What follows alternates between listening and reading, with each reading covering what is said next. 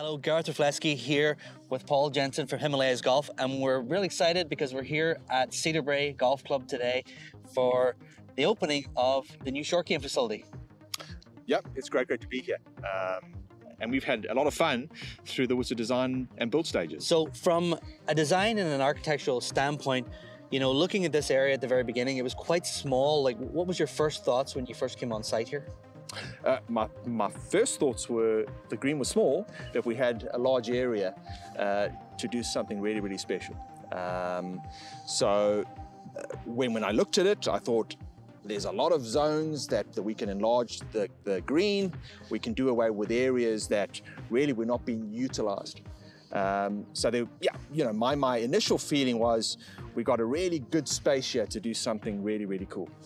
Yeah, and it was nice because, you know, I'm leaning on you to sort of help me figure out the drainage and the topography and make sure that it all works, because I'm coming up with these crazy shots to you saying, I'd love to hit this and do this here.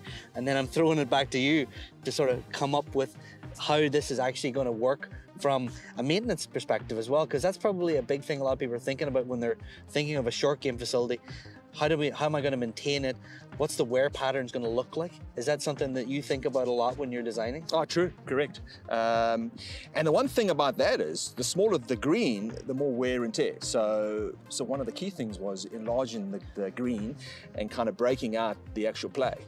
Because right now, back in the past, the Woodson green was in this zone. It was a small green. It was kind of compact with play. So by enlarging the green and then kind of taking players to all parts of the green, we can kind of break out the Woodson wear and tear. Yeah. Now, have you seen many designs that have this sort of 360? So you can hit a shot from literally 360 degrees onto this surface. Outside of one or two artificial turf facilities, no. And I've been around the world and I've worked around the world, and this is incredibly unique. I haven't seen anything like this where you can take a golfer into the guts of the green and play 360 around. I mean, that's very revolutionary as I see it. Yeah, and I think from my standpoint, when we were coming up with this design together, I was looking to have as many shots around this green as possible, because, you know, we've all been to those facilities and it just gets a bit boring after a while. You know, there's just not enough variety. So when we're coming up with these modules, that we like to call them, different sections, to really emphasize different parts of the game. And I think you've been around the world, like this looks a bit more like a Linksy style in certain parts and a very North American in other parts. And that's not something you usually see in design, especially in the short game area. Oh, certainly not. You know, it's usually one or the other. And this green space is certainly large enough where you do have link style characteristics, and then you got North American too, for sure. Yeah, and I think the big thing is that one of the projects that we were talking about at the beginning was to make sure it was fun, make sure that people would be entertained. And if we had taken a green from the golf course and just planted it here, I feel like it would have been a bit of a disservice to the membership, because they would have only had a few different shot options and it wouldn't have really got utilized the way we had kind of hoped it, and building in a scorecard, training, you know, practice and entertainment, because it's got a beautiful location right beside the clubhouse here, so they can really take advantage of it. No, that's right. I mean, you can certainly play every shot from the course on this green. But I mean, so many members go and play different courses, not just in Toronto, but in the USA and the UK. And this has characteristics of a lot of those golf tracks. So you can go to sections of this green and you can practice as if, hey, next week I'm off to play Muirfield, or I'm off to play St Andrews.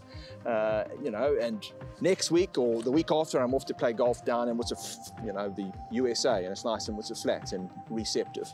And it's interesting because some of the golf courses, even in the US they have different sands and they have different green textures for their pros that are on site, so that they can actually go and practice, even though it's nothing to do with the golf course, that they have different options for practice, whether they're practicing on bent or Bermuda, or practicing from more of a clay sand or more of a fine powder So, you know, this is something that we do see with maybe top clubs around, and to have this in the GTA for them to have so much variety is pretty interesting. Yeah, no, certainly. And, you know, and we're seeing a lot more golf clubs, higher end clubs like this club, looking at their practice and seeing how they can make it better for their players, and, you know, making sure that it's not just a practice space that looks good, that ties in, that works from an agronomic, from a drainage perspective, but is a great place to come and practice and get better as a golfer. And that's the key. Yeah, and it's interesting, we were chatting with the general manager here, and they were saying they've seen more people come in using the clubhouse.